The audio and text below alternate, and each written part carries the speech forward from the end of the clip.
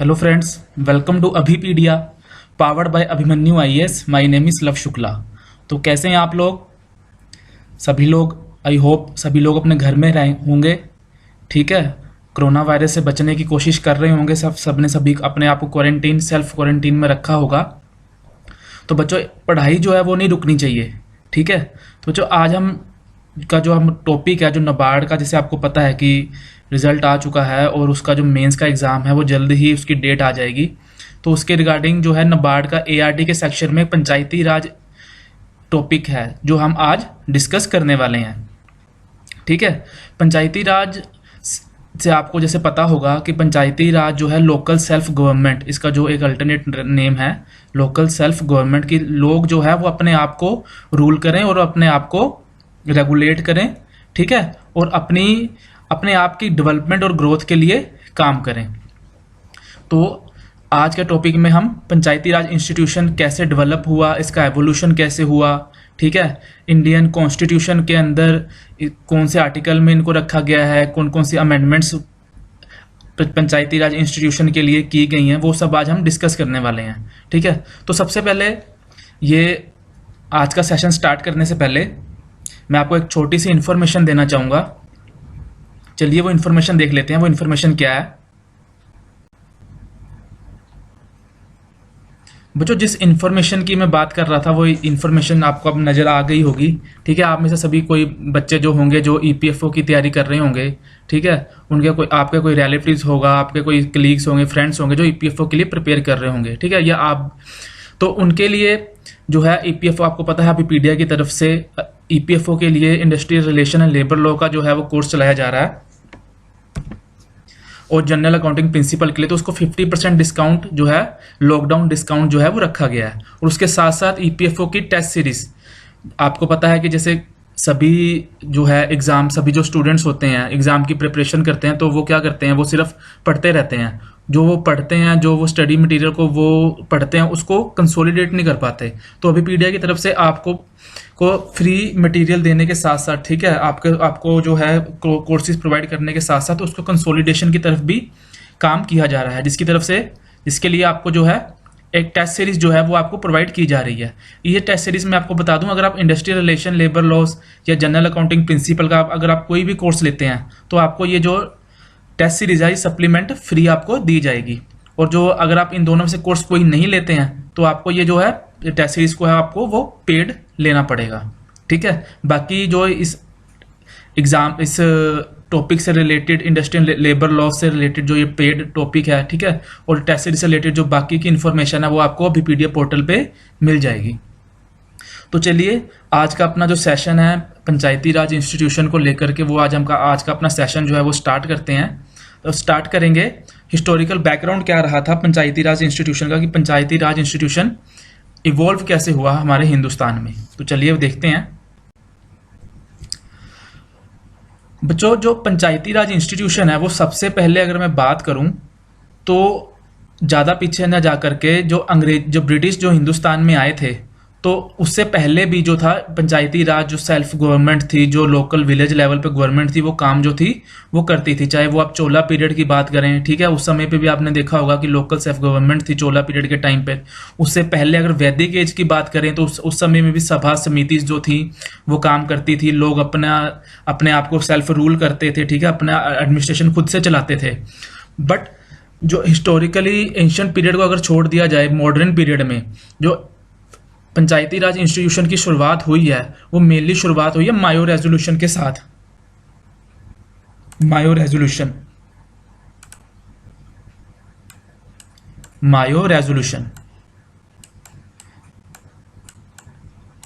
ठीक है, मायो रेजोल्यूशन के साथ उसकी शुरुआत हुई थी 1817 में। एक्चुअल में क्या हुआ था आपको पता है, जो ब्रिटिशर थे वो हमारे को रूल करने के लिए आए थे और मैक्सिमम प्रॉफिट जो थे वो यहाँ से कमा रहे थे। तो उसकी वजह से क्या हुआ था कि 1817 के टाइम पर उनको बहुत सी ज़्यादा जो है, उनको जो फ्रंटियर्स पे, ठीक है, जो इंडिया के बाहर जो फ्रंटियर्स थे उसके ऊपर उनको लड़ाई करनी पड़ रही थी अपने आप को सेफ रखने के लिए। तो उस टाइम पे क्या था, उनका फाइनेंशियल क्रंचेस चल रहे थे, जिसकी वजह से वो क्या था, वो जो थर्ड टायर है एडमिनिस्ट्रेशन का, जिसको हम लोकल सेल्फ गवर्नमेंट या पंचायती राज भी बोलते हैं, जो रूरल डेवलपमेंट या म्यूनसिपैलिटी डेवलपमेंट बोलते हैं, तो उसके ऊपर वो ज़्यादा खर्चा नहीं कर पा रहे थे। तो जिसकी वजह से मायो ने क्या बोला था कि जो है फाइनेंशियल क्राइसिस की वजह से, एक्चुअली डिसीजन तो अच्छा था अगर देखा जाए तो, बट जो नीयत थी उनकी वो अच्छी नहीं थी। वो उनका रीज़न था, उनका फाइनेंशियल क्राइसिस था, उनके पास पैसा नहीं था जो लोकल सेल्फ गवर्नमेंट को या लोकल डेवलपमेंट करने के लिए। तो उन्होंने क्या बोला था कि जो लोकल लोग हैं उनको रिस्पॉन्सिबिलिटी प्रोवाइड कर दी जाए, ठीक है। तो मायो के बाद जो मेन जो पर्सनैलिटी आती है, जिसको father of local self government India में बोला भी जाता है, ठीक है, वो कौन थे? लॉर्ड रिपन, ठीक है, लॉर्ड रिपन गवर्नर जनरल थे। इनको father of local self government भी बोला जाता है। ये लोकल सेल्फ गवर्नमेंट के ऊपर एक एक्ट लेकर के आए थे 1882 में, ठीक है। तो ये एक इसका थोड़ा सा बैकग्राउंड था पंचायती राज इंस्टीट्यूशन का। अगर इससे ज़्यादा इसके आगे हम चलें तो 1919 का जो गवर्नमेंट ऑफ इंडिया एक्ट आया था, उसके अंदर जो पंचायती राज और लोकल सेल्फ गवर्नमेंट थी उसको ट्रांसफर सब्जेक्ट में रखा गया था। बट मॉडर्न इंडिया और स्पेसिफिकली अगर मैं बात करूं इंडिपेंडेंट इंडिया में 1947 के बाद जो मेन डेवलपमेंट काम जो शुरू हुआ था वो स्टार्ट होता है 1952 के कम्युनिटी डेवलपमेंट प्रोग्राम के साथ, जिसके अंदर कम्युनिटीज़ को ब्लॉक लेवल पे कमेटीज़ बना दी जाती थी जो अपने आप को सेल्फ रूल करती थी, ठीक है। जो इंडिपेंडेंस इंडिया में जो काम शुरू होता है वो कम्युनिटी डेवलपमेंट प्रोग्राम 1952 के बाद ही स्टार्ट होता है। तो सबसे पहले पंचायती राज समझ लेते हैं, इंट्रोडक्शन देख लेते हैं कि Panchayati Raj in India signifies the system of rural local self government, कि जो रूरल पीपल है, जो विलेज एरिया के पीपल है, वो अपने आप को कैसे सेल्फ गवर्न कर पाए, ठीक है। और इसमें क्या था कि जो रूरल, आपको पता है जो रूरल एरियाज थे वो मेनली बैकवर्ड एरियाज थे स्टार्टिंग में, जब हमारा देश जो है आज़ाद हुआ था। तो उस टाइम पे कि उनकी डेवलपमेंट के लिए वहाँ के लोगों को कुछ पावर्स जो है वो प्रोवाइड कर दी जाए, सो दैट कि उनको किसी भी चीज़ के लिए जो हायर अथॉरिटीज़ हैं या जो सेंटर लेवल या स्टेट लेवल के ऊपर उनकी तरफ ना देखना पड़े। अगर उन्होंने कोई भी डिसीजन लेना है, कि जैसे मान लीजिए उन्होंने कोई एक सड़क ही बनानी है अपने एरियाज़ के अंदर, ठीक है, कोई रोड ही कंस्ट्रक्ट करना है, तो उनको उसके लिए स्टेट गवर्नमेंट या सेंट्रल गवर्नमेंट से परमिशन ना लेनी पड़े, ठीक है। तो उसके लिए कम्युनिटी डेवलपमेंट प्रोग्राम जो था वो स्टार्ट किया गया था रूरल डेवलपमेंट के लिए। और इसको कॉन्स्टिट्यूशनलाइज कब किया गया था? वो 73rd कॉन्स्टिट्यूशनल अमेंडमेंट 1992। तो अब जो हम एवोल्यूशन जब पढ़ेंगे पंचायती राज इंस्टीट्यूशन का, वो हम यहीं से पढ़ेंगे मॉडर्न इंडिया के पॉइंट ऑफ इंडिपेंडेंट इंडिया के बाद, जब इंडिया को आज़ादी मिली उसके बाद से हम पढ़ना स्टार्ट करेंगे कि उसके एवोल्यूशन धीरे धीरे कैसा हुआ, ठीक है। जैसे मैंने आपको कम्युनिटी डेवलपमेंट प्रोग्राम की बात करी जो कि 1952 में आया था, उसके बाद क्या हुआ था? उसके बाद 1957 के अंदर जो थी बलवंत राय मेहता कमेटी जो थी वो बनाई गई थी।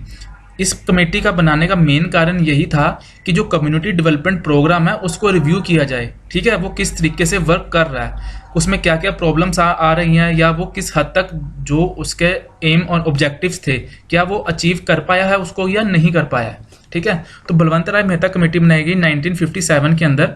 इन्होंने जो रिकमेंडेशंस दी अपनी कम्युनिटी डेवलपमेंट प्रोग्राम के ऊपर, तो इनका ये बोलना था कि कम्युनिटी डेवलपमेंट प्रोग्राम जो है अपने जो एम्स हैं ऑब्जेक्टिव्स हैं उसको अचीव नहीं कर पाया है, ठीक है। तो उसके लिए बलवंत राय मेहता कमेटी ने जो रिकमेंडेशंस दी वो देख लेते हैं। उसके बाद क्या रिकमेंडेशंस उनकी आई थी? इन्होंने 3 टायर पंचायती राज सिस्टम बनाने के बारे में बोला था, ठीक है। तो जैसे कम्युनिटी डेवलपमेंट प्रोग्राम में एक ब्लॉक लेवल पे प्रोग्राम बनाया गया था, ठीक है, और एक विलेज लेवल पे। लेकिन बलवंत राय मेहता जी क्या कहते हैं कि 3 टायर स्ट्रक्चर जो है वो पंचायती राज सिस्टम का बनाया जाए। और वो 3 टायर स्ट्रक्चर किस पे होगा? ग्राम पंचायत पे, ठीक है, ग्राम लेवल पे, एट विलेज लेवल, पंचायत समिति जो होगी वो ब्लॉक लेवल पर होगी, और जिला परिषद जो होगी वो डिस्ट्रिक्ट लेवल पर होगी, ठीक है। सेकंड रिकमेंडेशन जो थी बलवंत राय मेहता कमेटी की वो थी village panchayat should be constituted directly elected representative, कि जो विलेज पंचायत के आप देखा होगा कि आज भी जो गांवों में पंचायत के जो इलेक्शन होते हैं वो डायरेक्ट होते हैं, ठीक है। तो उसी का एवोल्यूशन जो है हम यहाँ से पढ़ना स्टार्ट करने लगे हैं। तो विलेज पंचायत के अंदर जो इलेक्शन होंगे वो डायरेक्टली इलेक्टेड होंगे, और जो पंचायत समिति और जिला परिषद के जो इलेक्शन होंगे वो इनडायरेक्टली इलेक्टेड मेंबर्स के थ्रू होंगे, ठीक है। और डिस्ट्रिक्ट कलेक्टर जो होगा वो जिला परिषद को चेयर करेगा। तो बलवंत राय मेहता जी ने अपने रिकमेंडेशंस दी, और जो नेशनल डेवलपमेंट काउंसिल थी, नेशनल डेवलपमेंट काउंसिल, ठीक है, 1958 में उन्होंने बलवंत राय मेहता कमेटी की जो रिकमेंडेशंस थी उनको स्वीकार कर लिया, ठीक है, उसको अडॉप्ट कर लिया, तो उसके बाद बट उन्होंने एक चीज से वो ये बचे कि उन्होंने जो रिकमेंडेशंस थी उसको रिजिड रूप से अप्लाई करने की बजाय स्टेट को ऑटोनॉमी दे दी थी कि वो अपने लेवल पर चाहें तो वो अपने लेवल पर जो है वो स्ट्रक्चर वो है जो है पंचायती राज इंस्टीट्यूशन का वो बना सकते हैं, ठीक है। तो फर्स्ट स्टेट जहां पर स्टैब्लिश किया गया था पंचायती राज, वो कौन सी स्टेट थी? राजस्थान, ठीक है। तो scheme was inaugurated by the prime minister on October 1952 in Nagaur district and the Rajasthan was followed by Andhra Pradesh which is also in 1952, ठीक है। तो राजस्थान जो थी, अब यहाँ से एक एग्जाम में अगर आपसे क्वेश्चन पूछा जाता है कि पंचायती राज इंस्टीट्यूशन सबसे पहले इस्टेब्लिश कहाँ हुआ इंडिपेंडेंस के बाद, तो आपका क्या आंसर होगा? राजस्थान।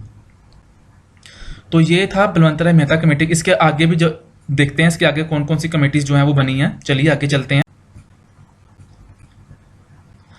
तो बच्चों, जैसे आपको मैंने बताया कि 1958 में जो था 57 बलवंत राय मेहता कमेटी बनी, और उसके बाद, ठीक है, एनडीसी ने उनकी जो रिकमेंडेशंस थी उसको अडॉप्ट किया। तो उसके बाद जो उनकी जो कमेटीज थी, ठीक है, जो कमेटी जो बनी थी उसका काम किस तरीके से चल रहा है या उसमें क्या उनसे ऑब्जेक्टिव हो, जैसे कम्युनिटी डेवलपमेंट प्रोग्राम के लिए बलवंत राय मेहता कमेटी बनी। तो इसके बाद बलवंत राय मेहता कमेटी की रिकमेंडेशंस किस हद तक जो है वो अप्लाई की जा रही हैं, उसका एम्स ऑब्जेक्टिव अचीव हो रहे हैं या नहीं हो रहे, तो इसके लिए डिफरेंट कमेटीज जो थी वो बननी स्टार्ट हो गई, ठीक है।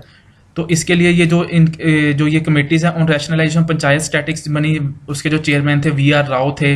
Working group of panchayat and cooperative जो थे उसके जो चेयरमैन थे एच डी मिश्रा साहब थे, ठीक है। तो ये इतना इंपॉर्टेंट नहीं है आपके एग्जाम पॉइंट ऑफ व्यू से, बट आपको इसकी जो इन्फॉर्मेशन है वो आपको होनी चाहिए। Committee on community development and Panchayati Raj Shrimati Daya Chaubey, तो ये सब कमेटीज जो थी जो उसके अंडर बनाई गई थी, उसको बलवंत राय मेहता कमेटी का जो प्रोग्राम था उसको जज करने के, उसको जज is not a right word to say, but to know about कि जो बलवंत राय मेहता की कमेटी की जो रिकमेंडेशंस हैं वो अप्लाई की जा रही हैं या नहीं की जा रही, ठीक है। तो चलिए आगे चलते हैं।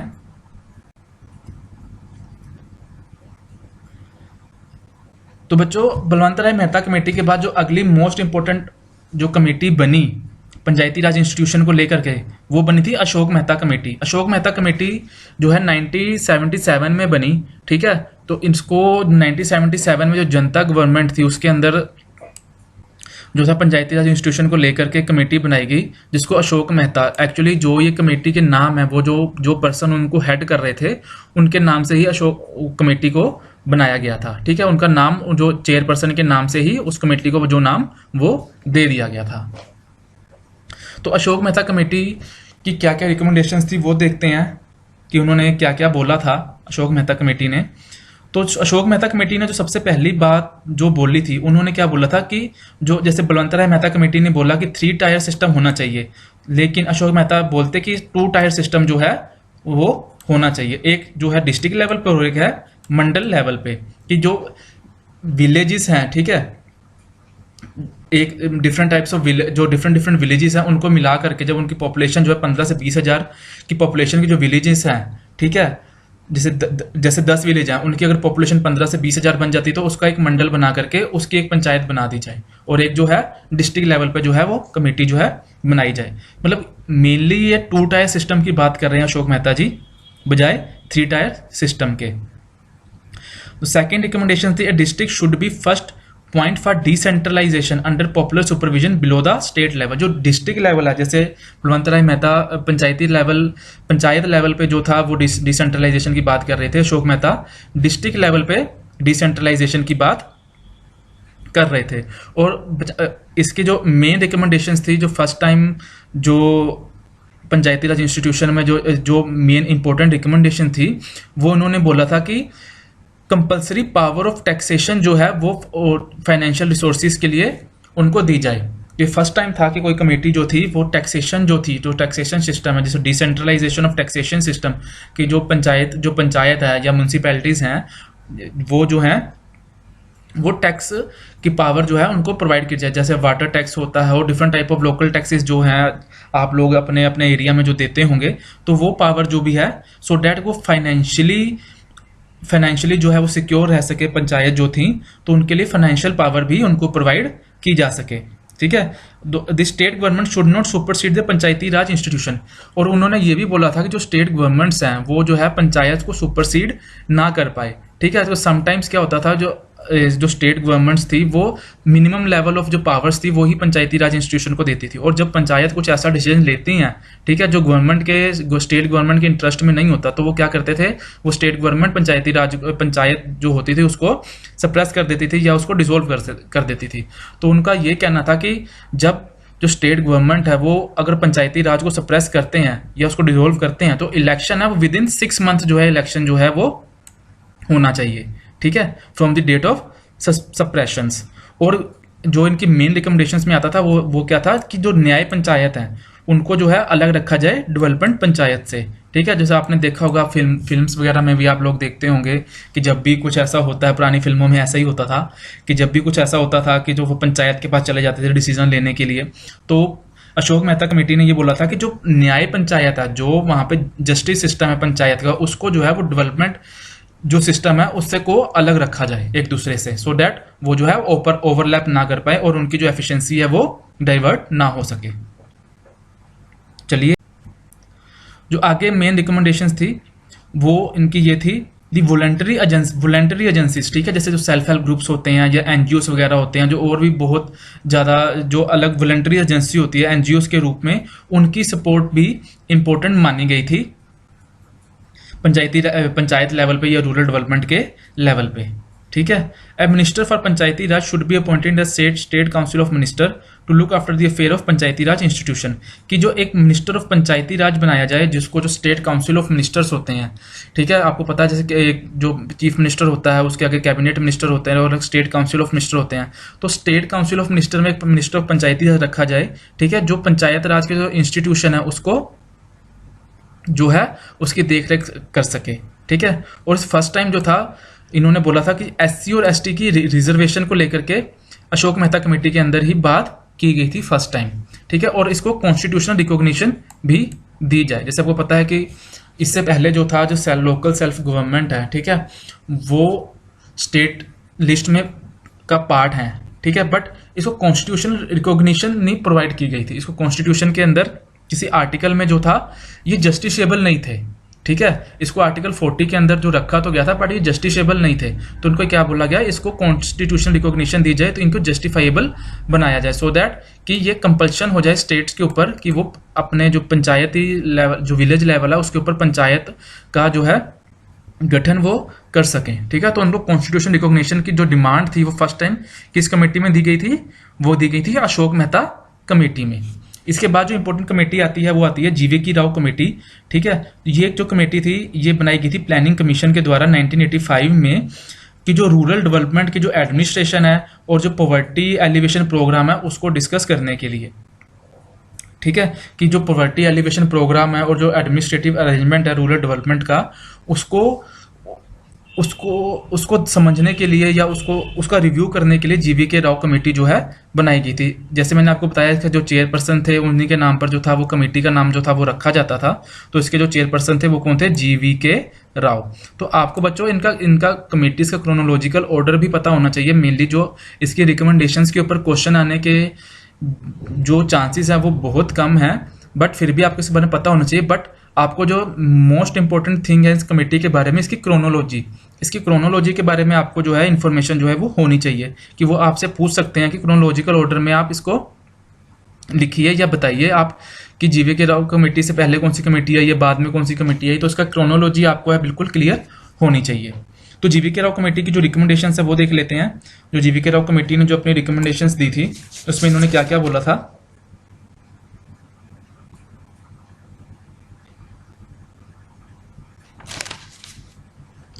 जीवी के राव कमेटी में जो सबसे इंपॉर्टेंट बात इन्होंने बोली थी वो थी डिस्ट्रिक्ट डेवलपमेंट कमिश्नर की बात बोली थी। ठीक है, जैसे आपको हमने बलवंत राय मेहता कमेटी के बारे में बात करी तो उन्होंने डिस्ट्रिक्ट कमिश्नर की बात करी थी, डिस्ट्रिक्ट कलेक्टर की बात करी थी, लेकिन इसमें क्या था, एक post of district development commissioner बनाया जाए and he should act as the chief executive officer of the Zila Parishad and should be in charge of the all development department at the district level. तो इसमें क्या था, इसमें डिस्ट्रिक्ट लेवल के ऊपर district development commissioner की बात की गई है, और जितने भी जो भी डेवलपमेंट का जो डिपार्टमेंट्स हैं, ठीक है, वो जो है वो डिस्ट्रिक्ट डेवलपमेंट कमिश्नर के अंडर ही होने चाहिए। ठीक है, आगे चलते हैं।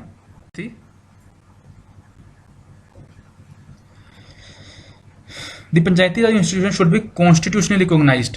ठीक है, जैसे हमने बात करी अशोक मेहता कमेटी के बाद जो थी, एल.एम. सिंघवी साहब ने भी बोला था कि जो पंचायती राज इंस्टीट्यूशन है ये कॉन्स्टिट्यूशनली रिकॉग्नाइज्ड हो, ठीक है, प्रोटेक्टेड एंड प्रिजर्व्ड हो, कि इनको जो पावर है जब ये कॉन्स्टिट्यूशन रिकॉग्नाइज्ड हो गए तो स्टेट जो लेवल की जो गवर्नमेंट है वो इजीली इनसे जो पावर है वो वापस रिट्रीट नहीं कर पाएंगी। ठीक है, for this purpose a new chapter should be added in the constitution of India. The village should be reorganized to make gram panchayat more viable. It also emphasized the importance of gram sabha. तो इसमें LM. Singhvi committee में जो mainly जो बात की गई थी decentralise level की, वो ग्राम पंचायत के रूप में की गई थी। जैसे हनुमंता राव कमेटी की हमने बात करी तो उन्होंने मेन जो डिस्ट्रिक्ट प्लानिंग जो एडवोकेट उन्होंने करी थी वो डिस्ट्रिक्ट लेवल पे करी थी, लेकिन एल.एम. सिंघवी साहब क्या बोल रहे थे कि ग्राम पंचायत लेवल पे जो है वो डिसेंट्रलाइजेशन ऑफ पावर जो है वो होना चाहिए। और द जुडिशियल ट्रिब्यूनल कि जो भी कोई पंचायती राज इंस्टीट्यूशन को लेकर के जो उनके इलेक्शन को लेकर कोई भी ऐसी कंट्रोवर्सी हो तो उसके लिए एक जुडिशियल ट्रिब्यूनल बनाया जाए, and their dissolution and matter related to their function, कि उनके फंक्शनिंग से रिलेटेड, ठीक है, उनके मैटर से रिलेटेड कोई भी ऐसा अगर कोई विवाद हो, ठीक, कोई ऐसी कंट्रोवर्सी आए तो उसके लिए स्पेशली जुडिशियल ट्रिब्यूनल्स जो हैं वो बनाए जाएं। तो ये एक इंपॉर्टेंट पॉइंट है, इसको मार्क कर लीजिए आप। ठीक है, ये एक इंपॉर्टेंट पॉइंट है जुडिशियल ट्रिब्यूनल को लेकर के। ये किस कमेटी की रिकमेंडेशन थी? एल.एम. सिंघवी कमेटी की। तो चलिए आगे चलते हैं। तो बच्चों आगे जो कमेटी आती है, इंपॉर्टेंट कमेटी आती है, वो है थंगन कमेटी 1988।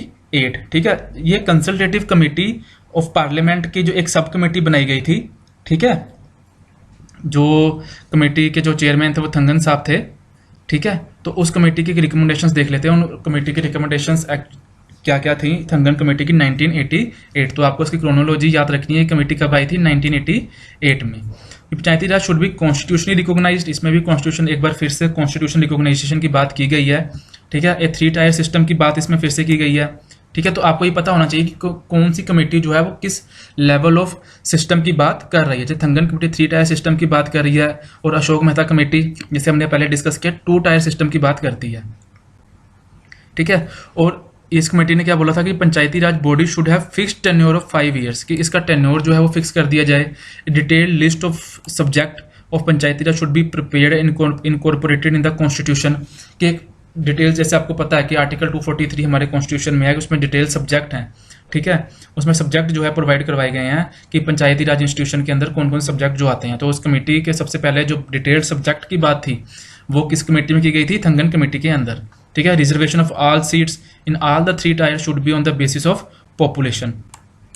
तो ये रिजर्वेशन ऑफ सीट की बात कर रहे हैं। State finance commission should be set up in each state. तो फर्स्ट टाइम था बच्चों, तो इन कमेटीज के अंदर जो मोस्टली जो आपको ध्यान में रखना है कि वो फर्स्ट टाइम जो रिकमेंडेशंस थी वो किस कमेटी ने दी थी। ठीक है, 2 टायर स्ट्रक्चर की बात किसने सबसे पहले करी थी?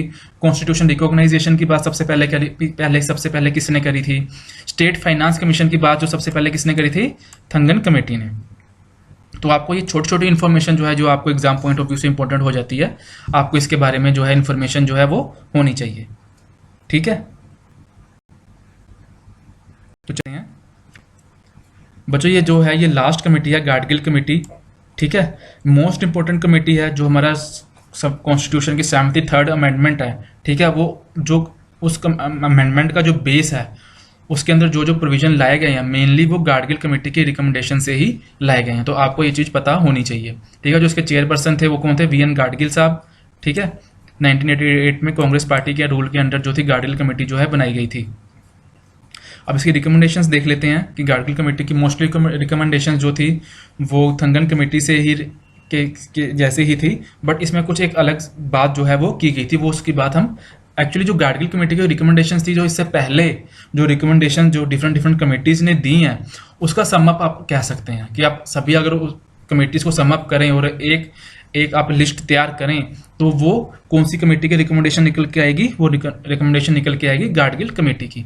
और गाडगिल कमेटी के रिकमेंडेशन ही बेस बनती हैं जो हमारा जो कॉन्स्टिट्यूशन है, संविधान है, उसकी 73rd कॉन्स्टिट्यूशन अमेंडमेंट का जो बेस बनता है वो गाडगिल कमेटी की रिकमेंडेशंस ही बनती हैं। तो चलिए इसकी रिकमेंडेशन देख लेते हैं। एक constitutional status should be bestowed, इसने भी कॉन्स्टिट्यूशनल स्टेटस की बात करी है। ए 3 tier system of Panchayati Raj with panchayat at village, block and district level, 3 tier system की बात ये कर रहे हैं। फिक्स्ड एट 5 ईयर, जो पंचायती राज इंस्टीट्यूशन का जो टेन्योर है, जो टर्म है वो 5 ईयर होनी चाहिए। The member of panchayat at all the 3 level should be directly elected, कि जो मेंबर है पंचायत के वो डायरेक्टली इलेक्टेड हो। बच्चों इनमें कंफ्यूज नहीं होना आपने, ठीक है, आपको पता होना चाहिए। यही एक्चुअली ये छोटी छोटी इन्फॉर्मेशन है जो आपको इन कमेटीज़ के बारे में क्लियर होनी चाहिए कि किस कमेटी ने किस लेवल पे जो डायरेक्टली इलेक्शन की बात करी है या इनडायरेक्ट इलेक्शन की बात करी है। क्वेश्चन जो है इन्हीं इन्फॉर्मेशन से बनेगा, ठीक है, इसके बाहर से जो क्वेश्चन जो है वो नहीं बनेगा। Clear. Reservation of SC ST and women की बात करी है इन्होंने, ठीक है। Panchayat should be empowered to levy collect appropriate taxes and duties, कि पंचायत को जो है वो पावर दे दी जाए सो डैट कि वो जो टैक्सेस हैं उसको लिवाई करे, सो डैट वो फाइनेंशियली सिक्योर हो सकें, उन्हें किसी भी काम के लिए जो है स्टेट से या सेंटर से जो है वो हेल्प ना लेनी पड़े। ठीक है फ्रेंड्स, तो reservation of SC and ST and women की बात भी जो थी गाडगिल कमेटी में की गई थी। इसकी नेक्स्ट रिकमेंडेशंस देख लेते हैं। The Panchayati Raj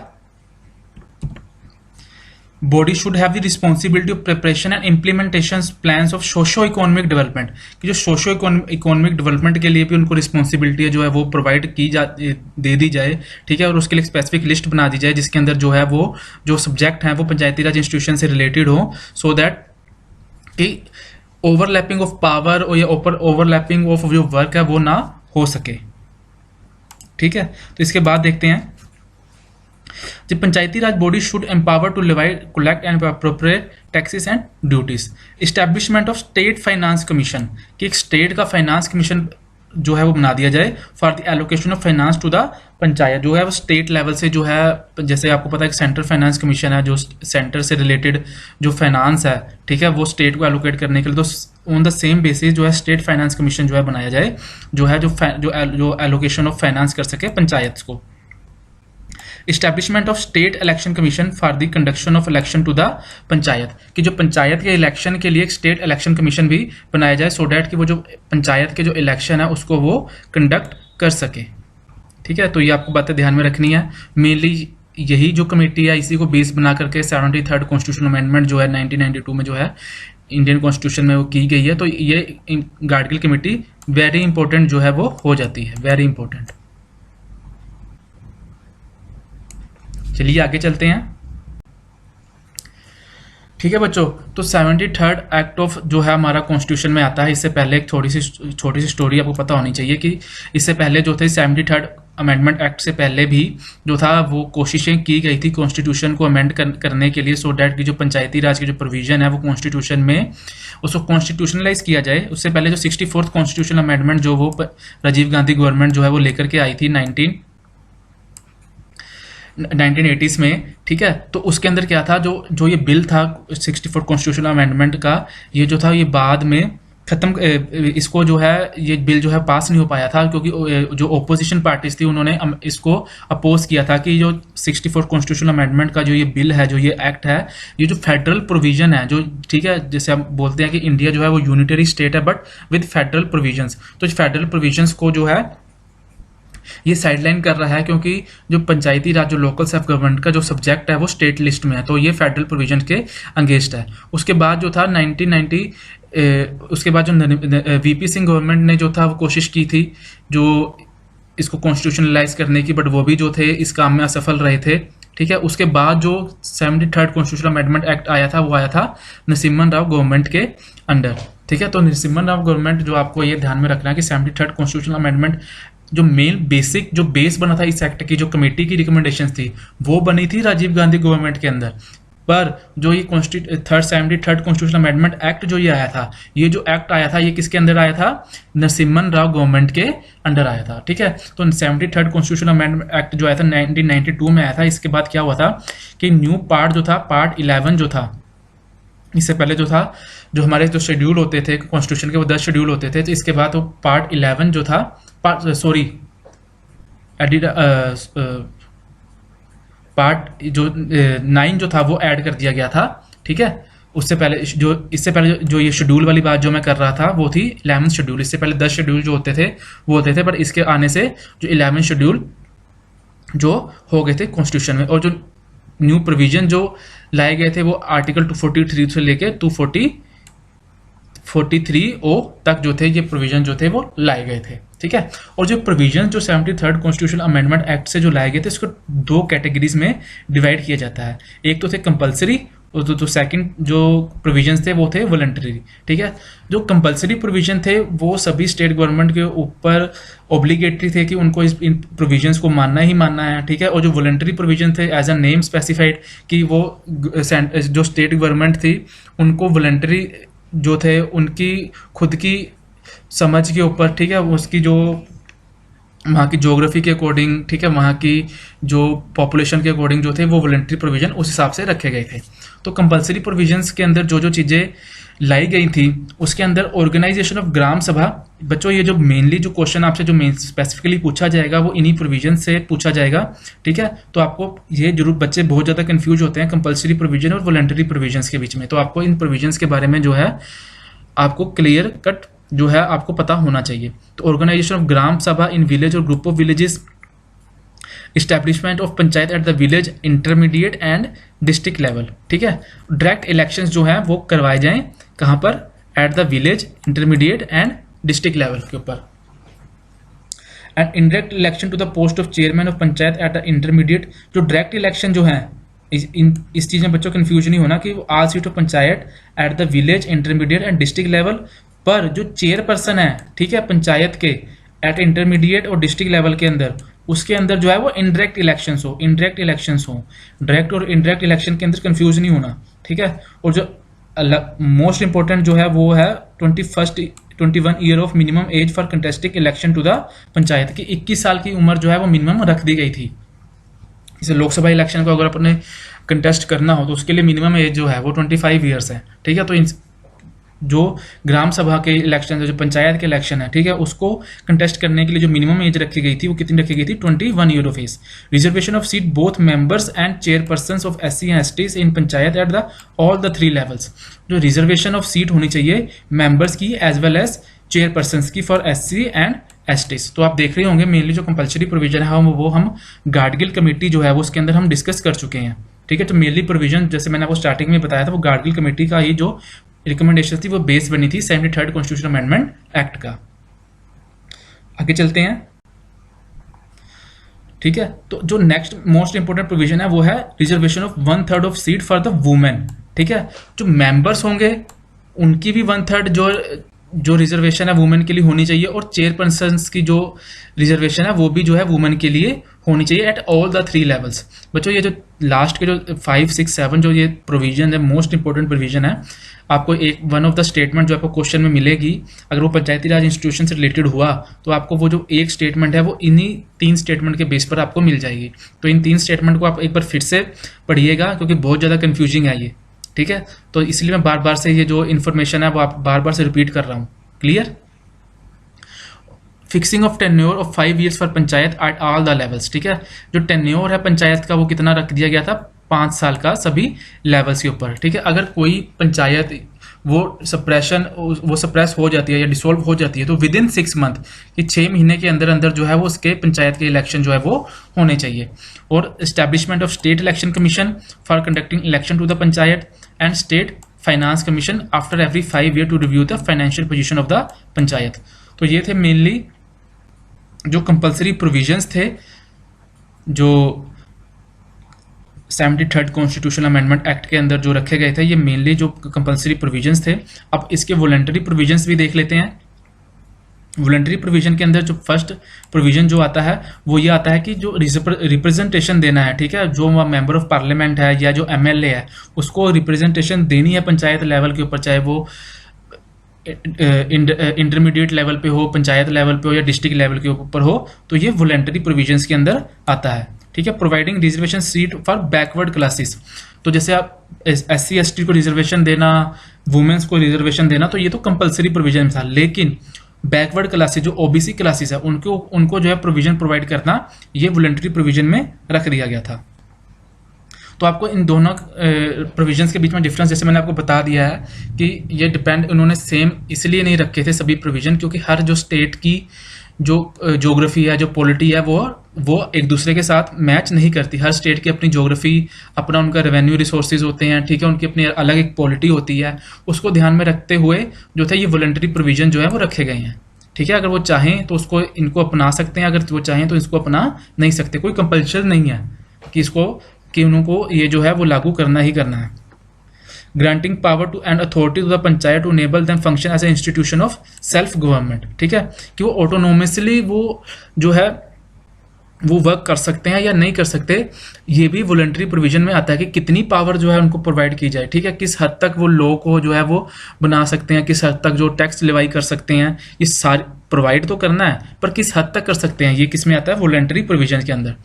Devaluation of power and responsibility upon panchayat to prepare plan for social development and economic development and social justice, ठीक है। तो ये भी वॉलंटरी प्रोविजंस के अंदर ही आता है। तो जैसे आपने देखा, आपको शायद पता हो कि केरला या जो वहाँ की जो पंचायत है उनकी अपनी एक बस सर्विस चलती है, ठीक है।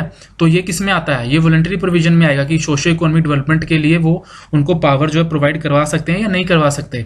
तो ये वॉलंटरी प्रोविजंस के अंदर आता है कि उनकी अपनी बसेस चलती हैं, उनके अपने स्कूल्स होते हैं, ठीक है, पंचायत लेवल के ऊपर उनके उनका अपना एक वर्क होता है, उनका एक सोशल प्रोविजंस होते हैं कि वुमेन्स के रिलेटेड, कि बच्चे को उन इनहेरिटेंस के अंदर उसको वो प्रोवाइड करना है, पावर्स प्रोवाइड करनी है या नहीं करनी है। तो ये क्या होते हैं, ये वॉलंटरी प्रोविजंस में आते हैं। आपको अगर devaluation of responsibility upon panchayat का अगर पॉइंट याद रखना है तो केरला वाली एग्जाम्पल बेस्ट एग्जाम्पल है सोशो इकोनॉमिक डेवलपमेंट को समझने के लिए, ठीक है। तो आगे चलते हैं,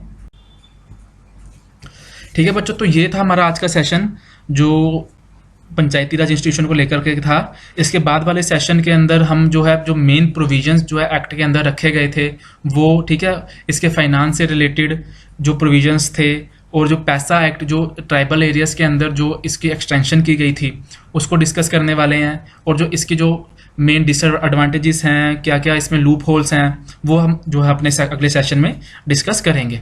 तो आज के लिए सिर्फ इतना ही, ठीक है। और इससे रिलेटेड अगर आपको कोई भी प्रॉब्लम हो तो आप कमेंट बॉक्स में लिख दीजिएगा, या आप मुझे ईमेल भी कर सकते हैं lavshukla48@gmail.com को, lavshukla48@gmail.com। तो अपने घर पर रहिए, पढ़ते रहिए, ठीक है। ये बेस्ट टाइम है बच्चों आपके लिए पढ़ने के लिए, आपके एग्जाम के पर पढ़ने के लिए। So best of luck and all the best.